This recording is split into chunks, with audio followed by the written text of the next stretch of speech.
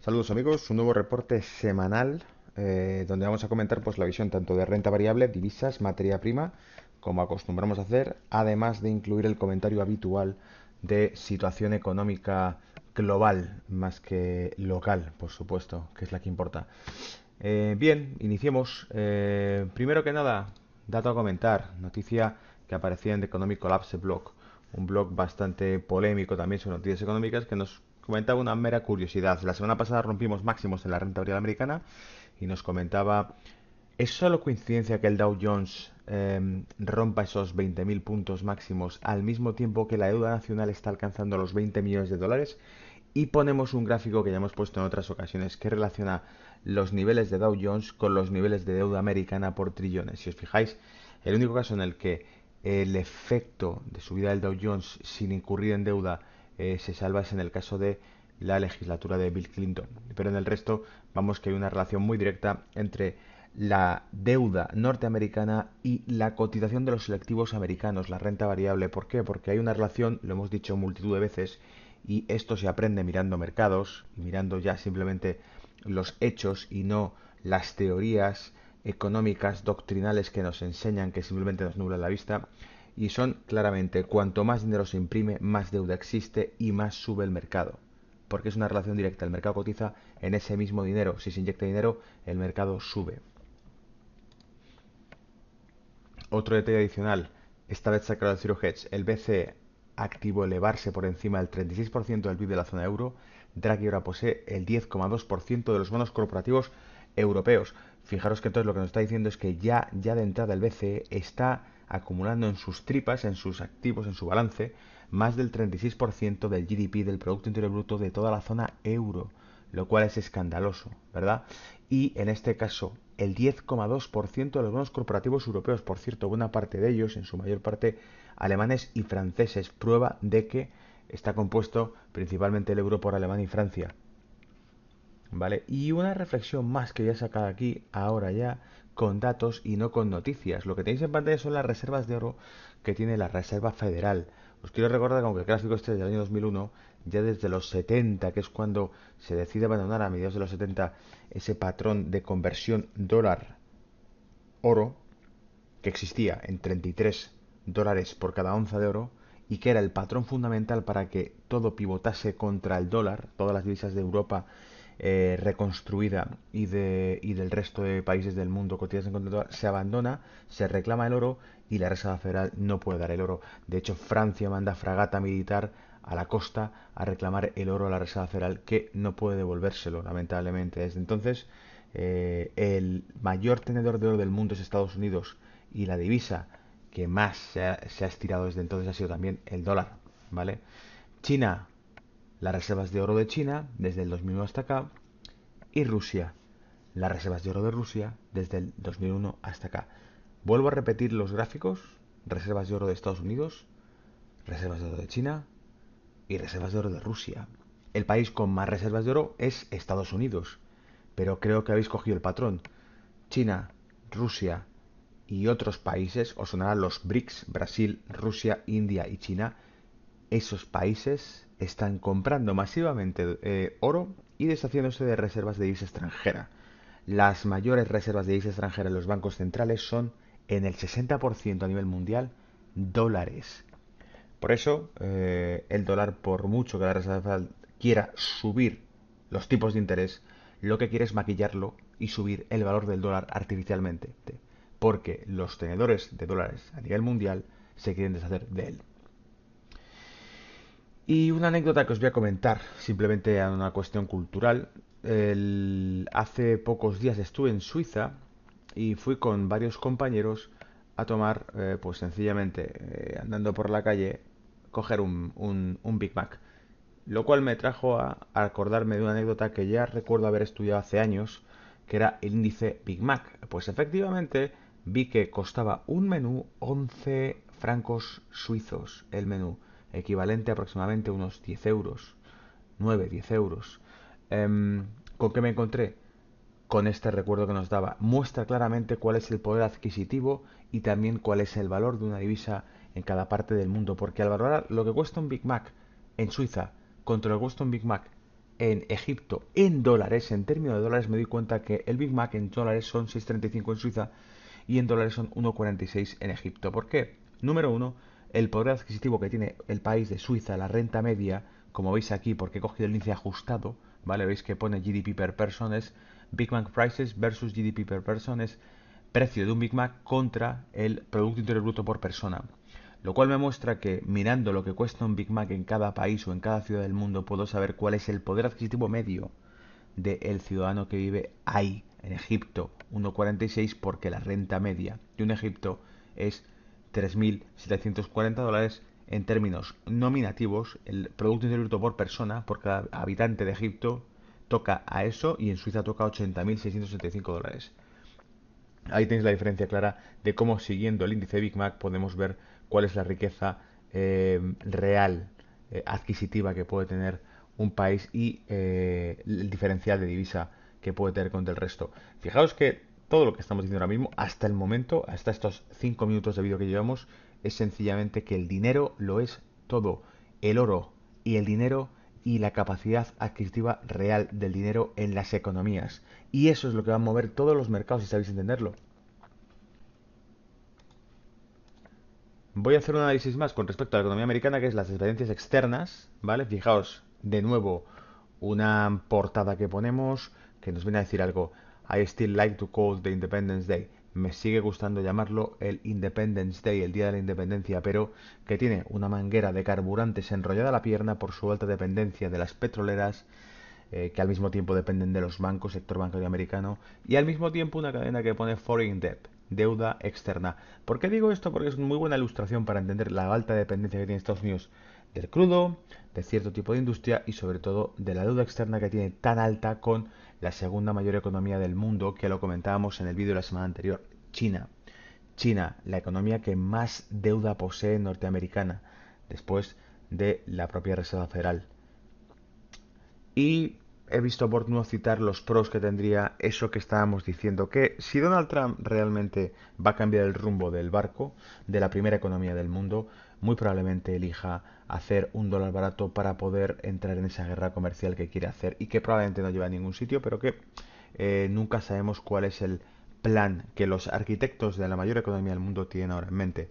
Porque ya hace años, cuando el dólar colapsó, que colapsó hace años, en los 70, cuando Estados Unidos pasa a ser una economía que demanda, que compra más de lo que vende, deja de ser una economía industrial, ocurre ya en los 70, abandona su patrón oro, por tanto, empieza a hacer un dólar barato, empieza a hacer trampas, como el resto de las naciones, en la ventaja competitiva, barata su moneda para poder vender sus productos fuera más baratos, porque a nivel de productividad no consigue hacerlos más baratos que el resto, ya no, ¿vale?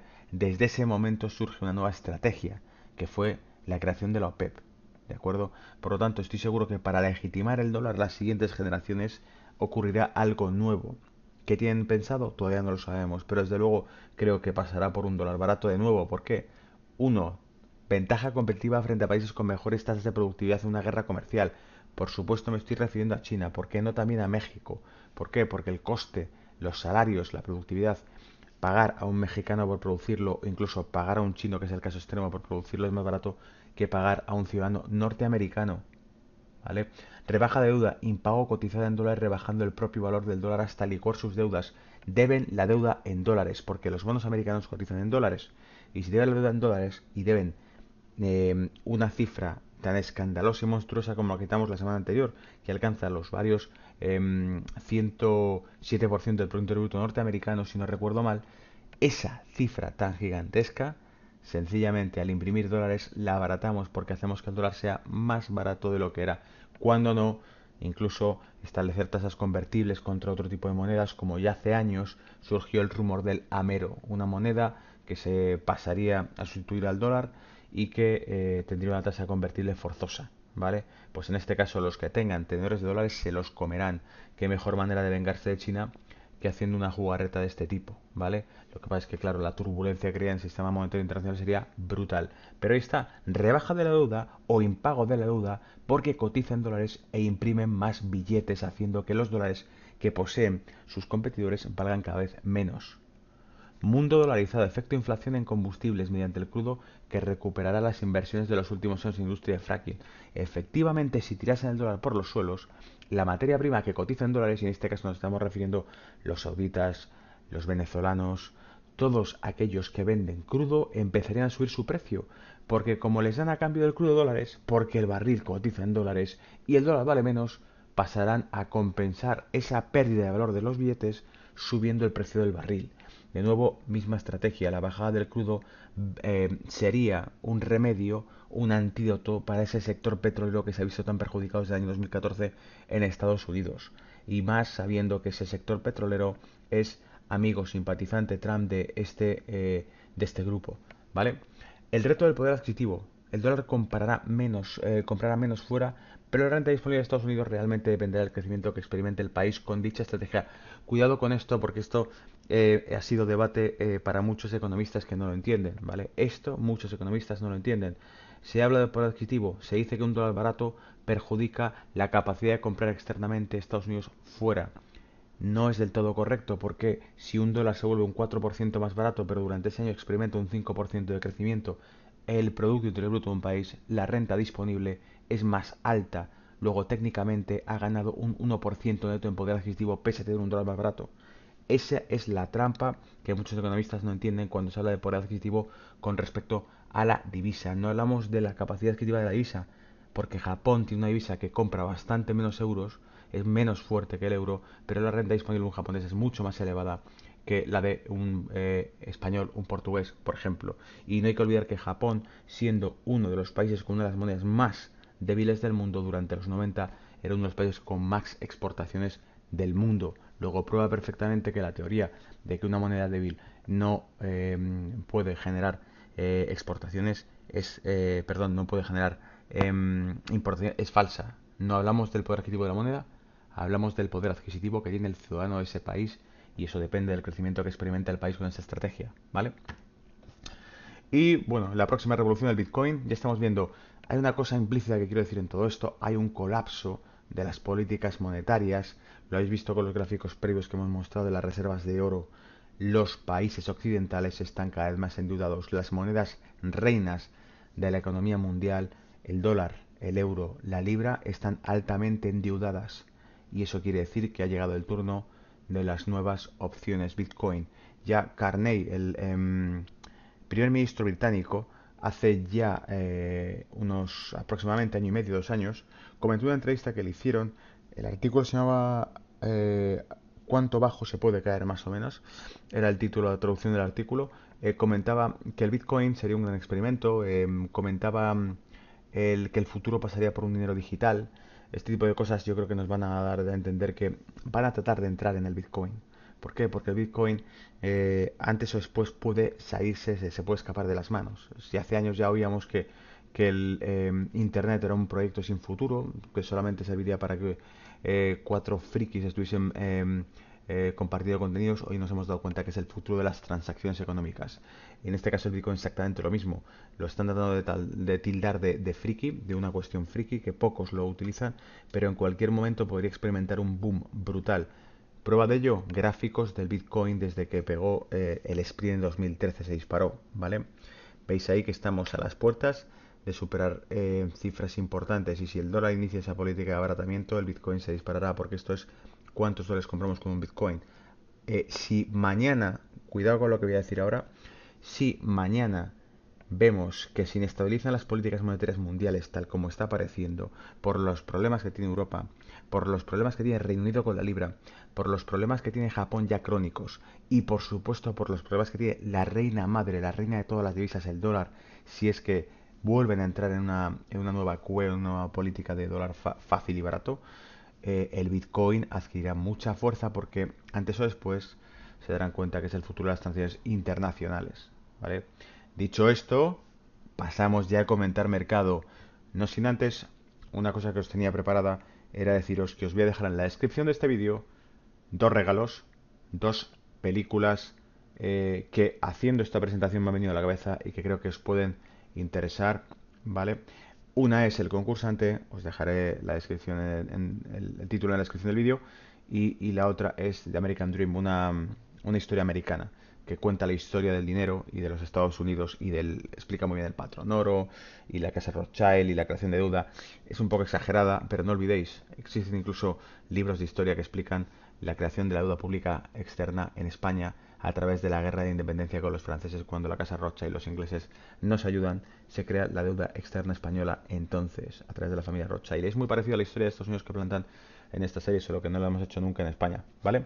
Con eso paso ya a comentar gráficos y mercado y dejamos ya atrás la parte cultureta de contenidos de visión global de los mercados esta semana, ¿vale? Insisto, resumen, stand-by, el dólar, ¿qué va a ocurrir? Porque de momento no se mueve ficha, expectante saber qué va a hacer Donald Trump, queda todavía hablar de la política fiscal que no ha hecho todavía nada al respecto, solamente está hablando de ruido y de controversia, política migratoria y qué, cuándo va a entrar en hacer lo que realmente afecta a la economía, ¿vale? Renta variable, calendario económico, cuidado porque esta semana, si con esto no se mueve el mercado y sale ya del estancamiento, no lo va a hacer con otra cosa. Tenemos tasa de empleo no agrícola, tenemos decisión de tipos de interés el miércoles 1 de febrero. Este miércoles se habla de los tipos de interés y se habla del empleo no agrícola. Ambos datos mueven mucho. Por supuesto, el empleo no agrícola, si salís un dato negativo, ya de por sí podría darnos una pista de que los tipos de interés van a empezar a escudarse en que no hay que subirlos para crear más empleo, para cualquier otra cosa. Entonces, si saliese positivo, fortalecerá el dólar, sin duda, pero si sale negativo, bajará el dólar y quizá incluso eso digo, estimular la renta variable, porque si hay un dato negativo a nivel macro, se puede entender que la Reserva Federal puede echarse para atrás en la subida de tipos y entonces el dólar sigue barato y puede que anime al mercado con eso.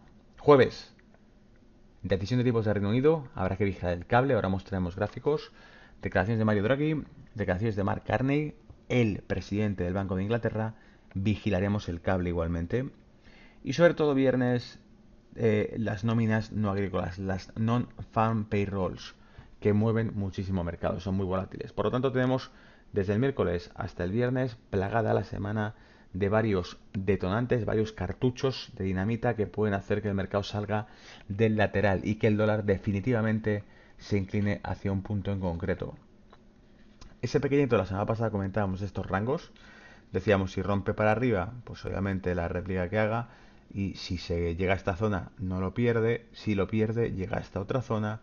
Luego teníamos delimitado muy claramente los niveles 2235 puntos, 2250 55 puntos, 2265 puntos, ¿vale? La semana pasada.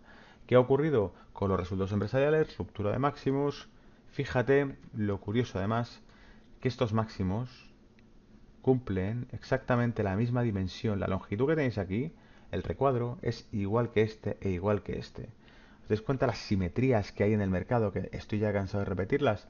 Estamos a las puertas de los 2300 puntos porque sencillamente el rango que tenemos es de aproximadamente 20-25 puntos en cada uno de los movimientos que vamos viendo. 2235 puntos más 25 puntos, 2250, 55 más 25 puntos, nos voy a pasar a 2275 o 80 puntos. Increíble la simetría, ¿vale? No es única en Estados Unidos. Por cierto, ese es el cierre. Vamos a ver si esta mañana lo que hacemos es que durante esta semana consolidemos bien por aquí abajo, que es lo que tiene toda la pinta, o bien que llegue hasta aquí arriba otra vez. O bien canaliza aquí, o bien empieza a consolidarse aquí. Luego es una buena zona para que con el mercado americano ahora entremos o en cortos buscando 25 puntos bajistas en el SP o el largo buscando 25 puntos alcistas en el SP y que es sencillamente aproximadamente un 1% del mercado lo que conseguiríamos con esa operación. Luego tampoco es que sea una locura o un desmadre. Renta variable alemana. Tenemos aquí la europea, tenemos ese lateral alemán que comentábamos, o los 11.700 puntos que no terminaban de romperse y pasamos. Ruptura, en el caso de Alemania, positivo porque además hace apoyo y aguanta ese techo que le ha servido de soporte. Los americanos lo pierden, tratan de volver sobre él, los alemanes hacen soporte en 11.700 puntos. Vamos a ver qué tal se da la apertura de mañana en el mercado europeo. Es probable que abra flojo el mercado, abra más abajo por el cierre americano y sobre todo por la expectación que se queda justo en la línea ecuatorial. Pero de momento buena señal que estemos por encima de 11.700 en el DAX, muy buena señal, ¿vale? Pasamos también a darle con lupa. Fijaros cómo ha dado la vuelta antes de cerrar. Se ha dado la vuelta antes de cerrar la sesión. Una bajada fuerte con apertura con gap bajista. Se da la vuelta. Lo ideal sería tratar de recuperar 11.800 hacia el gap dejado con esa apertura bajista. ¿Vale?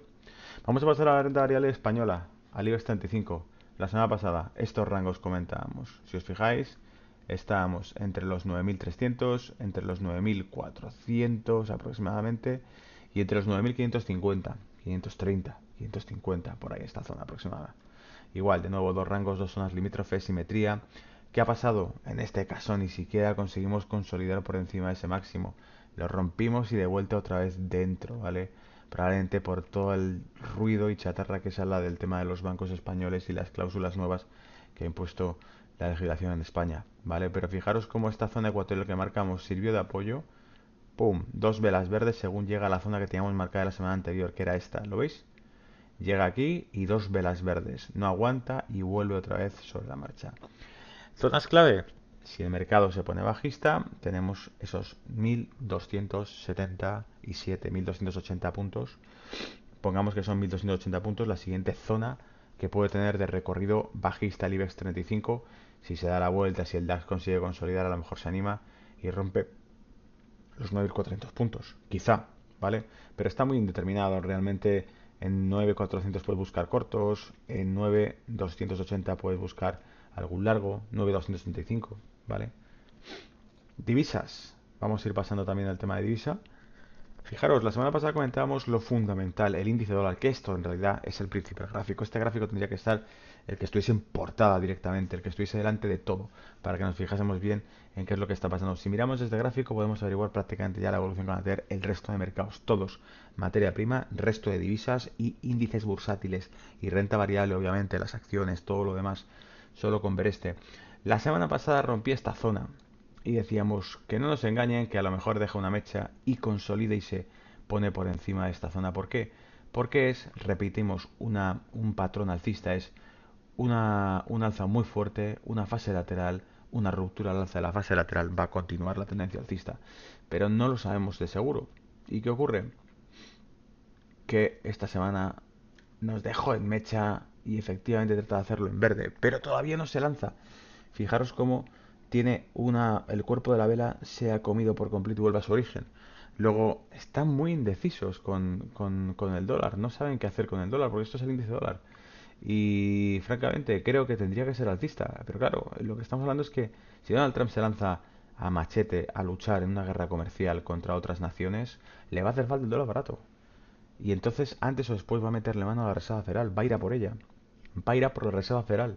Por eso es fundamental lo que escuchemos esta semana en referente a los tipos de interés. Y cualquier declaración que haga Trump sobre la Reserva Federal va a ser clave para que salgamos del atolladero de lateral que está el mercado. Otro gráfico significativo, el oro, para entender qué está pasando. La semana pasada decíamos zonas de giro del oro aquí, las que se podrá dar la vuelta y empezar a retroceder. En ese caso el dólar se fortalecería y todo volvería a su cauce. ¿Qué ha ocurrido? Durante la semana pasada, los primeros 2 días o 3, ya empezó a hacerlo. Se dio la vuelta el oro, empezó a bajar, pero no ha llegado más allá. Se ha quedado aquí estancado. ¿Dónde creemos que podrá llegar? Yo francamente espero esos $1.100 onza, 1.165, 1.180, perdón, sí, 1.080, $1.065 la onza o $1.100 la onza máximo. Pero esta es la zona en la que debería venirse el oro, si es que el dólar sigue su cauce. La subida de tipos de interés que pueda anunciar el miércoles podría empujarlo a la baja finalmente al oro y al alza a ese índice dólar y por supuesto al resto de divisas, que ahora veríamos la relación. La semana pasada comentábamos esa relación alcista en el euro dólar, el libra dólar, la relación bajista del dólar contra el yen y bajista del dólar contra el franco suizo se veía clarísima. Y así estaban las cosas, un dólar débil visto en esa cuadrícula. Esta semana que tenemos no hemos avanzado prácticamente nada. Daos cuenta cómo si esto era bajista se volvió alcista y vuelve a su punto. Si esto era alcista se volvió bajista y vuelve a su punto. Si esto era alcista se volvió bajista y se queda en el mismo punto prácticamente. Y si esto era bajista se queda lateral y rompe ligeramente la baja esto. Luego el único mercado que está rompiendo alguna pauta clara es el dólar contra el franco suizo bajista, ¿vale? bajista. Por cierto, en esa mecha me ha echado a mí un corto que lleva abierto días. Curioso, ¿verdad? Un stop puesto por ahí para luego romperse. A mí también me pasa, sí. ¿Y qué más? Bueno, nos damos cuenta como en el resto de pares cable, euro dólar o dólar yen, prácticamente no hemos avanzado nada en esta semana. Nos hemos quedado donde estábamos. Ese falso intento de fortalecer el dólar que tuvimos durante unos días y que ha pinchado. Así que vamos a estar atentos, ¿vale?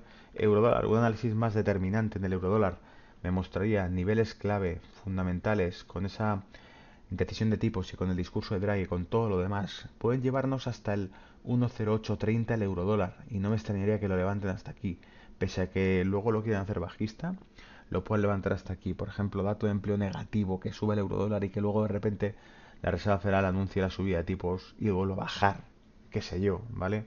Ya sabéis cómo va esto. Pueden engañarnos con cualquiera. Más de cerca, mirándolo con lupa, me encuentro toda esta zona de soporte, un canal alcista en el euro dólar que podría ir a por ese 1,0830 de nuevo, ¿lo veis? De nuevo 1,0830 por esta zona dándose la vuelta. Si no, fundamental, si pierde el 1,0650, 1,0660, fundamental, ¿vale? Porque se carga el canal alcista y porque además empieza la corrección. Por tanto, yo creo que la trampa va a estar aquí, como lo tienen para arriba. Esa va a ser la trampa, que lo tienen para arriba, llegará por estas zonas y puede que no dé más de sí, ¿vale? Pero, insistimos, nuestra postura es que, siguiendo el guión, el dólar debería fortalecerse, el oro debería bajar, el eurodólar debería ser bajista, rompiendo esta tendencia alcista que tanto está dando de agonía en el mercado porque no termina de arrancar el destino del dólar y es sencillamente porque no terminamos de confiar en qué va a hacer el señor Trump. Hasta que no deje claro sus cartas sobre la mesa, el mercado va a estar hablando claro cagado de miedo, ¿vale? Libra dólar el cable, vamos a verlo también de cerca. Fijaros, lo llamo patrón de los 600 porque hay 600 pips de rango en estas velas semanales en todos los laterales que te va haciendo. Y no me extrañaría nada que igual, por mucho que lo puedan dilatar para arriba, este rango se vuelva a consolidar 1.9690, ese techo en 1.9690, ese objetivo en 1.20 prácticamente, lo veis, 1.1950 esta zona, pues 1.20. ¿Vale? Mirándolo de cerca, patrón de 600 puntos, aquí lo tenéis, haciendo techo por aquí, ya se da la vuelta en esta zona, que teníamos marcada como zona limítrofe, se da la vuelta en ese rectángulo, se empieza a girar, bueno, pues tenéis 61.80 el FIBO, tenéis otro FIBO en 38.20 que marcaría este máximo de aquí, y este soporte de aquí, y este máximo de aquí, y este máximo de aquí, y soporte de aquí, 23.6 sería yo creo en torno a esta zona, el 1.21.50, la zona del retroceso del 23.6, pero yo francamente creo que hemos hecho ese máximo. Si lo veis con velas más pequeñas, 4 horas, 1 hora, veréis mejor que ha sido una tendencia alcista, con una ruptura de la tendencia alcista y una corrección de ese impulso alcista, ¿vale? Entonces vamos a fijarnos en estos fibos clave, porque muy probablemente es hacia los que vaya el cable. Pese a que, atentos, va a meter caña porque hay discursos del primer ministro de Inglaterra y decisión de tipos de Reino Unido. Así que sin duda alguna nos meterán caña. West Texas, petróleo, últimos revisiones de mercado que hacemos, la materia prima, la energía, lateral increíble. La semana pasada hablábamos de esta zona de aquí, a ver, esta zona de aquí, en cuña, decíamos si igual lo rompen ya y salimos de el atolladero, pues no, siguen estando laterales, fijaos, desde prácticamente el 12 de diciembre sin movernos de esta zona. De nuevo, aquí me engañaron, aquí me entró un largo, ¿vale? Yo tenía puestas compras por encima de estos máximos. Entró una compra, me llevó hasta aquí abajo, conseguí promediarla con otra compra y salir en breakout, ¿vale? Perdón, en break even. Pero está complicado, ¿vale? Está complicado. Entonces, ¿qué pasa? Que lo que veo es que claramente hay una zona de rango lateral en el petróleo que tampoco pienso no arranca porque no saben qué va a ser de esta situación. Trump, en teoría, apoyaría un petróleo caro, un petróleo alcista, un petróleo inflacionista, más con ese dólar barato, pero hasta que no veamos qué posición va a tomar el dólar no se puede determinar qué va a hacer el crudo porque cotiza en dólares, ¿vale? Así de sencillo, ¿ok? Bueno, pues espero que os sea útil el vídeo y que lo disfrutéis, ¿vale? Un abrazo a todos y gracias por los comentarios. Chao.